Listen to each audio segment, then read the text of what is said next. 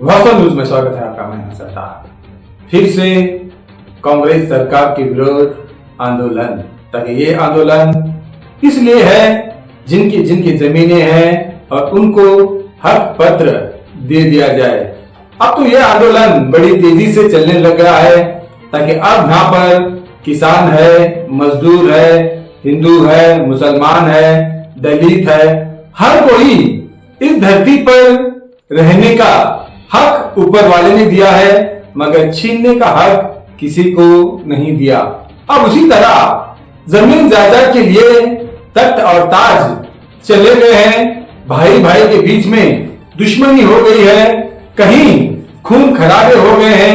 ऐसे बहुत सारे हिंदुस्तान में नहीं, सारे भारत देश में ही ऐसे कारनामे, ऐसे केसेस बहुत सारे हो चुके हैं। ताकि इसलिए जमीन जायदाद, औरत, शोहरत, दौलत के लिए बहुत सारे राजा महाराजाओं के तख्त और ताज चले गए हैं। उसी तरह जब कांग्रेस सरकार आने के बाद मुद्दा ये लेना था ताकि जमीनें किस किस ने कहां बेच डाली है, कहां प्लॉट गिर गए हैं, किस मस्जिदों की जगह, किस मंदिरों की जगह, किस दरगाहों की जगह अब वो पेपर्स कैसे बन गए, कैसे प्लॉटे गिर गए, कैसे उनके डॉक्यूमेंट बन गए, इस पर नजर अंदाजा करना था कांग्रेस सरकार। मगर शायद इनको गॉड फादर नहीं है, इसलिए किसी न किसी वजह से कहां ना कहां जाकर एक जगह जाकर सपट जाते हैं और ठोकर लग जाती है। तो इस तरह आंदोलन सारे कर्नाटक में शुरू हो जाती है। तो उसी तरह आप यहाँ पर आंदोलनकारी यही कह रहे हैं ताकि ये जमीनें कोई महीना, 2 महीना, कोई साल ऐसा नहीं है, कहीं सदियों से लेते आए हैं और उस पर इनकी जिंदगियां, इनके बच्चे और किसान बहुत सारे लोग इस पर जीते हैं। तो आज ये जमीनें खींच ली गई, छीन ली गई, तो कैसे बर्दाश्त हो सकता है? जब भाई का जमीन भाई ले सकता है तो बर्दाश्त नहीं होता, जब सरकार छीन लेती है तो कैसे बर्दाश्त होता है? अब ये बर्दाश्त के हद के बाद चले जाने लगा है। अब यहाँ पर जिला कचहरी के आगे यही मेमोरेंडम देते हैं ताकि यहाँ पर सुलझ नहीं गया तो आते दिनों में भूख हड़ताल, सत्याग्रह, ऐसे बहुत सारे संगठन मिलकर इसके विरोध यहीं पर आंदोलन करने की चेतावनी दे देते हैं।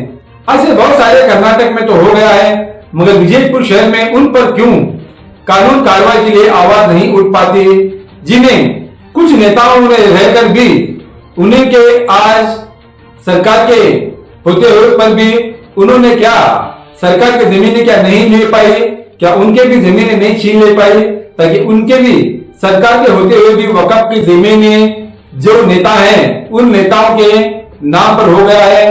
कहीं दुकानें बन गए हैं, मकाने बन गए हैं और उनके खिलाफ कोई भी आंदोलनकारी आवाज नहीं उठाता, सिर्फ सरकार के खिलाफ ही आवाज उठाते हैं। क्यों? क्या उन नेताओं को डर जाते हैं ताकि वहां पर उनके भी जमीनें, वक्फ की जमीनों पर ना जाने बहुत सारे लोग क्या क्या बनाकर बैठ गए हैं, क्या उनके लिए आवाज नहीं उठा पाए? सिर्फ सरकार के विरोध ही आवाज उठा पाते हैं। हक जिनका होता है वही आवाज उठाते हैं। बेकार में सिर्फ सरकार का नाम लेने से पहले अब आस पास कहां कहां पर जमीनें ले ली है, वहां पर क्या बन गया है, उन पर आवाज उठाएंगे तो वो आवाज में ताकत और दम होगा। यहाँ पर ऐसे बहुत सारे लोग मेमोरेंडम दे चुके हैं, मगर उन लोगों के नाम किसी ने नहीं ले पाए, क्योंकि यहाँ पर आंदोलन करने वाले बहुत सारे लोग रह गए हैं, मगर कुछ लोग पॉलिटिक्स लोगों के साथ मिले जुले हुए हैं। कुछ लोगों की खाब भी देते हैं, एमएलए बनना है, टीपी मेंबर बनना है, कुछ ना कुछ बनने की खाब देते हैं, इसलिए उनके खिलाफ आवाज नहीं उठा पाते। उनके गुलाम बन गए हैं, इसलिए उनकी आवाज उन पर नहीं उठा पाते, उनका नाम नहीं लिया जाता। ऐसे कहने पर तो बहुत सारे बातें हैं, मगर अब यहाँ पर किस लिए आंदोलन कर रहे हैं इसी रिपोर्ट में दिखाएंगे। आइए देखेंगे एक रिपोर्ट में।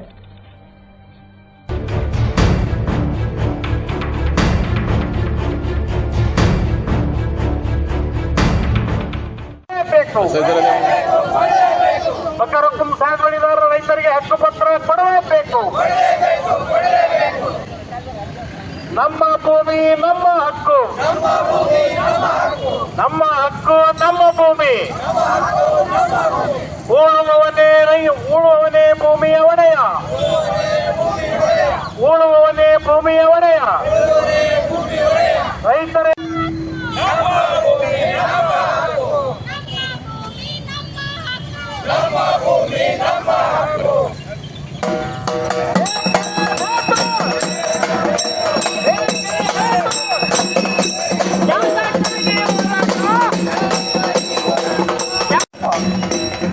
ಯಾರು ಹಿಂದ್ಗಡೆ ಎರಡು ಲೈನ್ ಮಾಡಿ, ಎಲ್ಲರೂ ಎಲ್ಲ ಶಿಸ್ತನ್ನ ಕಾಪಾಡಬೇಕು. ಹಿಂದ್ಗಡೆ ಎರಡು ಲೈನ್ ಮಾಡ್ರಿ, ಎರಡು ಲೈನ.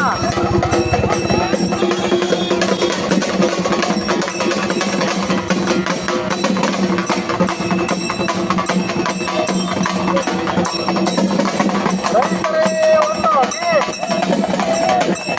ರೈತರೇ ಒಂದು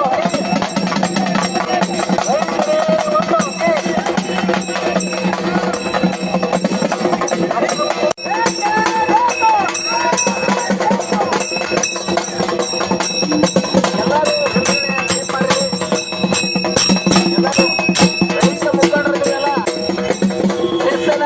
ಮಾಡಬೇಕು. ಸರಿಯಾಗಿ ಲೈನ್ ಮಾಡಬೇಕು, ಲೈನ್ ಮಾಡ್ರಿ ಸರಿಯಾಗಿ. ದಯವಿಟ್ಟು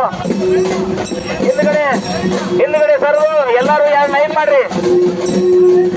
ನಮ್ಮ ಮೈಕ್ ಗಾಡಿ ಮುಂದುವರೆಕ್ ಅವಕಾಶ ಕೊಡ್ರಿ.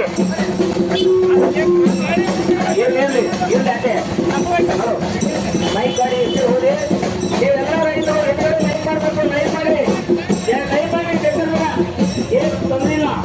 ಲೈನ್ ಮಾಡಿ,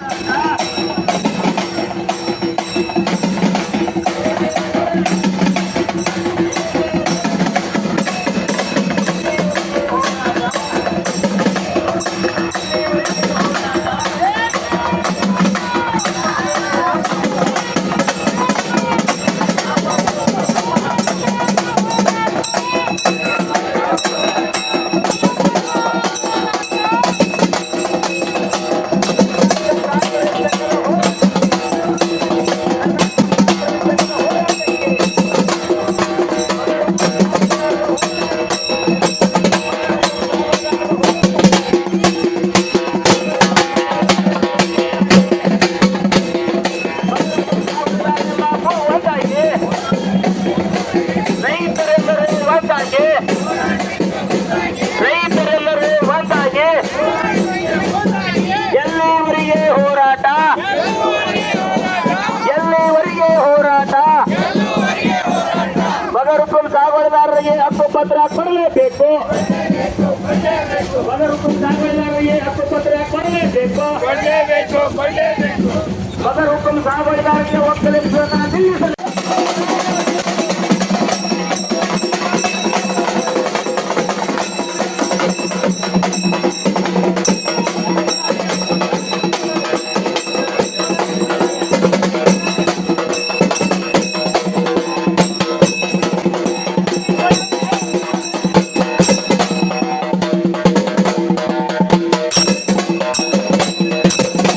ನಮೂನೆ 57ರಲ್ಲಿ ಸಲ್ಲಿಕೆಯಾಗಿದ್ದ ಯಾವುದೇ ಅರ್ಜಿಯನ್ನು ತಿರಸ್ಕರಿಸದೆ ಎಲ್ಲ ಬಡ ಸಾಗುವಳಿದಾರರಿಗೆ ಹಕ್ಕುಪತ್ರ ಕೊಡಬೇಕು. ನಮೂನೆ 57ರಲ್ಲಿ ಅರ್ಜಿ ಸಲ್ಲಿಸುವಾಗ ಬಹಳಷ್ಟು ಸಾಗುವಳಿದಾರರು ಮಾಹಿತಿ ಗೊತ್ತಿಲ್ಲದ ಕಾರಣ 57ರಲ್ಲಿ ಅರ್ಜಿ ಸಲ್ಲಿಸಲು ಆಗಿರುವುದಿಲ್ಲ. ಪುನಃ ನಮೂನೆ 57ರಲ್ಲಿ ಪತ್ರ ಕೊಡಬೇಕು.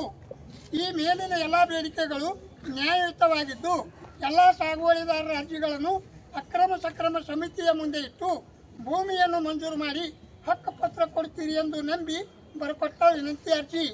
ಇಲ್ಲದಿದ್ದರೆ ಮುಂದಿನ ದಿನಗಳಲ್ಲಿ ತಮ್ಮ ಕಾರ್ಯಾಲಯದ ಮುಂದೆ ವಿವಿಧ ಸಂಘಟನೆಗಳ ಮುಖಾಂತರ ಧರಣಿ ಸತ್ಯಾಗ್ರಹ ಅಥವಾ ಉಪವಾಸ ಸತ್ಯಾಗ್ರಹವನ್ನು ಕೈಗೊಳ್ಳಲಾಗುತ್ತದೆ ಅಂತ ಈ ಮೂಲಕ ತಿಳಿಯಪಡಿಸುತ್ತೇವೆ.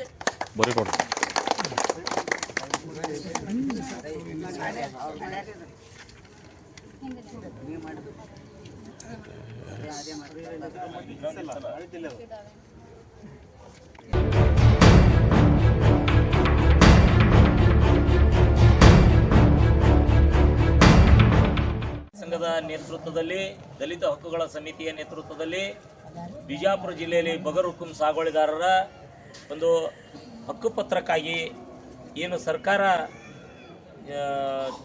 ಕೃಷ್ಣ ಬೈರೇಗೌಡರು ಒಂದು ಮೊನ್ನೆ ಆದೇಶನ ಹೊರಡಿಸಿದ್ದಾರೆ. ಇಮಿಡಿಯೇಟ್ಲಿ ಆಗಿ ತಾಲೂಕುಗಳಲ್ಲಿ ನಿಮ್ಮ ಹಳ್ಳಿಗಳಲ್ಲಿ ಹೋಗಿ ಪರಿಶೀಲನೆ ಮಾಡಬೇಕು. ಯಾರು ನಿಜವಾಗಿ ಸಾಗುವಳಿ ಮಾಡ್ತಾರೋ ಅಂಥವ್ರಿಗೆ ಹಕ್ಕುಪತ್ರ ಕೊಡಬೇಕು ಅಂಥೇಳಿ ಅವರು ತೀರ್ಮಾನ ತಗೊಂಡಿದ್ದಾರೆ. ಅದಕ್ಕಾಗಿ ಇವತ್ತಿನ ದಿವಸ ಹಳ್ಳಿಗಳಲ್ಲಿ ತಲಾಟಿಗಳು ತಿರುಗಾಡಿ ಸರ್ವೆ ಮಾಡ್ತಾ ಇದ್ದಾರೆ. ಅದಕ್ಕಾಗಿ ನಮ್ಮ ಉದ್ದೇಶ ಏನು, ಅವರು ಯಾವಾಗಿದ್ರೂ ಒಂದು ಸಾರಿ ನಮ್ಗೆ ಹಕ್ಕುಪತ್ರ ಕೊಡಲೇಬೇಕು, ಅಲ್ಲಿವರೆಗೆ ನಾವು ಬಿಡಂಗಿಲ್ಲ, ಅದು ಎರಡನೇದು. ಆದ್ರೆ ಅವ್ರು ಏನು ಪರಿಶೀಲನೆ ಮಾಡೋ ಹೊತ್ನಾಗ ಆ ಜಮೀನು ಸಾಗುವಳಿ ಅದ ಅಥವಾ ಸಾಗುವಳಿ ಇಲ್ಲ, ಇವೆಲ್ಲ ಹಲವಾರು ಕಾನೂನುಗಳನ್ನು ಹಚ್ಚಿ ಅವ್ರು ರಿಜೆಕ್ಟ್ ಮಾಡಬೇಕು ಅನ್ನತಕ್ಕಂಥ ಪ್ರಯತ್ನದಲ್ಲಿ ಎಲ್ಲ ಅಧಿಕಾರಿಗಳು ಹೊಂಟಿದ್ದಾರೆ. ಅದ್ರ ಜೊತೆ ಸರ್ಕಾರನೂ ಮುಂದ್ಗಡೆ ಹೇಳೋದೊಂದು, ಹಿಂದ್ಗಡೆ ಮಾಡೋ ಕೆಲಸ ಒಂದು, ಇನ್ನೊಂದು. ಯಾಕಂತಂದ್ರೆ ನಾವೆಲ್ಲ ಸರ್ವೆ ಮಾಡಿ ಮಾಹಿತಿಯನ್ನು ಕಳಿಸ್ಕೊಡ್ರಿ, ನಾವೆಲ್ಲರಿಗೆ ಹಕ್ಕುಪತ್ರ ಕೊಡ್ತೇವೆ ಅಂತ ಹೇಳ್ಕೊಂಡಿದ್ದೀವಿ. ಆದ್ರೆ ಹಿಂದ್ಗಡೆ ಏನು ಸರಿಯಾಗಿ ಆ ಅಧಿಕಾರಿಗಳನ್ನು ನೋಡಿ, ಅದು ಸರಿಯಾಗಿ ಯಾವ ಜಮೀನದೋ, ಅರಣ್ಯ ಇಲಾಖೆದೋ, ಹುಲ್ಲುಗಾವಲದೋ, ಗೋಮಾಳದೋ, ಏನೇನು ಅದರ ಕಂದಾಯ ಇಲಾಖೆದೋ ಅವೆಲ್ಲವನ್ನು ಕೇಳಿಕೊಂಡು ಯಾವುದು ಕೊಡ್ಲಕ್ಕೆ ಬರ್ತದೆ, ಯಾವುದು ಕೊಡ್ಲಕ್ಕೆ ಬರೋದಿಲ್ಲ ಅನ್ನೋದನ್ನು ಆಮೇಲೆ ತೀರ್ಮಾನ ಮಾಡ್ತಾರೆ ಅವರು. ಅದಕ್ಕೆ ನಾವೇನು ಹೇಳ್ತಾ ಇದ್ದೀವಿ, ಹೋರಾಟ ಯಾಕಂತಂದ್ರೆ ಯಾವುದೇ ಜಮೀನಾಗಿರಲಿ, ಹುಲ್ಲುಗಾವಲಾಗಿರಲಿ ಮತ್ತು ಗೋಮಾಳ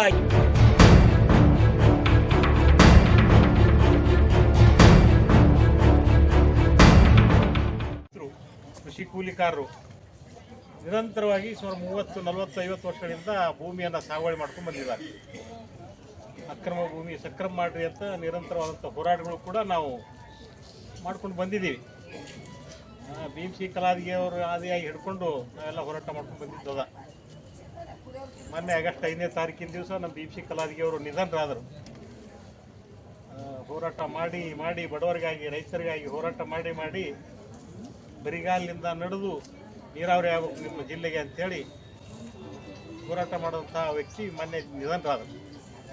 ಅವರು ನಿಧನರಾದ ನಂತರ ಇದು ಮೊದಲ ಹೋರಾಟ ನಮ್ಮದು, ಕರ್ನಾಟಕ ಪ್ರಾಂತ ರೈತ ಸಂಘ ನೇತೃತ್ವದಲ್ಲಿ ನಡೀತಾ ಇರುವಂಥದ್ದು ಬಗರ್ಹುಕುಂ ಸಾಗುವಳಿದಾರ.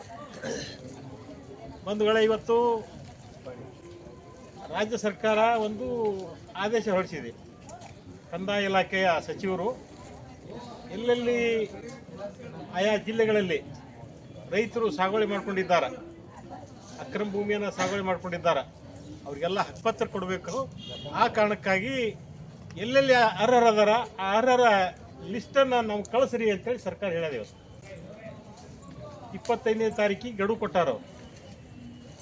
ಹಾಗಾಗಿ ನಾವು 25ನೇ ತಾರೀಕಿನ ಒಳಗಡೆ ಜಿಲ್ಲಾಧಿಕಾರಿಗೆ ಹೇಳಬೇಕಾಗ್ಯದ.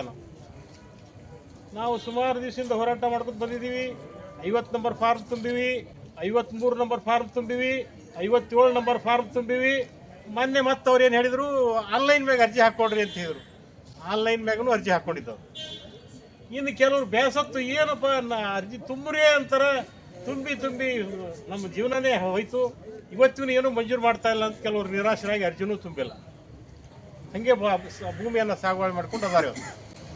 ಹಾಗಾಗಿ ಇವತ್ತು ಸರ್ಕಾರಕ್ಕೆ ನಾವು ಒಂದು ಮನವಿ ಕೊಡ್ಲಿಕ್ಕೆ ಬಂದಿದ್ದೀವಿ. ಏನಂತ, ರೈತರು ಯಾವುದೇ ಜಮೀನಿರಲಿ, ಅದು ಸಿ ಜಮೀನಿರಲಿ, ಡಿ ಜಮೀನಿರಲಿ, ಗೋಮಾಳ ಇರಲಿ, ಮತ್ತೊಂದಿರಲಿ, ಅದು ಅರಣ್ಯ ಜಮೀನಿರಲಿ, ಯಾವುದೇ ಜಮೀನಿದ್ರೂ ಸಹ ಆ ಜಮೀನು ರೈತರು ಸಾಗುವಳಿ ಮಾಡ್ತಾ ಇದ್ರ ಅಲ್ಲಿಂದ ರೈತರು ಒಕ್ಕಲೆಬ್ಬಿಸಬಾರದು.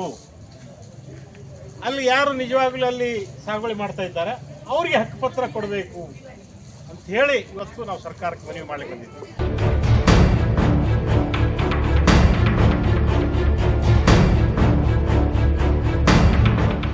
ಅದನ್ನ ಬೇಗ ಪರಿಹರಿಸ್ತೀವಿ ಅಂತ ಹೇಳಿ ಹಿಂಗೆ ಸರ್ಕಾರಗಳು ಬರ್ತಾನೆ ಇದ್ದಾವೆ, ಹೋಗ್ತಾನೆ ಇದ್ದಾವೆ. ಯಾಕೆ ದೃಢ ಕೊಟ್ಟು ಅವ್ರು ನಿಲ್ತಾ ಇಲ್ಲ ಅನ್ನೋದು ಸಮಸ್ಯೆ ಕಾಡ್ತಾ ಇದೆ. ಆಶ್ವಾಸನೆ ಮಾಡಿದ ತಕ್ಷಣ ಇನ್ನೇನೋ ಕೊಡ್ತಾರೆ ಅನ್ನೋಷ್ಟೆಲ್ಲ ನಾವು ಮತ್ತೆ ಎದ್ದು ನಿಂದಿರೋದು, ಮತ್ತೆ 2 ತಿಂಗಳ ಅನ್ಕೋತು ಕಾಯ್ತಾ ಕೊಡೋದು, ಹಿಂಗೆ ಬರ್ತಾನೆ ಇದ್ದಾವೆ, ಹೋಗ್ತಾ ಇದ್ದಾವೆ. ಯಾಕೆ ಇದನ್ನ ಗಮನ ಹರಿಸ್ತಾ ಇಲ್ಲ? ಯಾಕೆ ಇದು ಸಮಸ್ಯೆ ತನಿಸ್ತಾ ಇಲ್ವಾ? ಭೂಮಿ ನಾವು ಯಾರು ಕೂಡ ಒಂದು ಉದ್ಯಮವಾಗಿ ನಾವು ಏನೋ ಒಂದು ದೊಡ್ಡ ಕಾರ್ಖಾನೆ ಕಟ್ತೀವಿ, ಏನೋ ಒಂದು ಉದ್ಯಮ ಮಾಡ್ತೀವಿ ಅಂತ ಹೊರಟಿಲ್ಲ. ಭೂಮಿ ನಮ್ಮ ಜೀವನ ಅದ, ಭೂಮಿ ನಮ್ಮ ಬದುಕದ, ಅದರ ಮೇಲೇನೆ ಈ ಜನ ನಿಂತದ.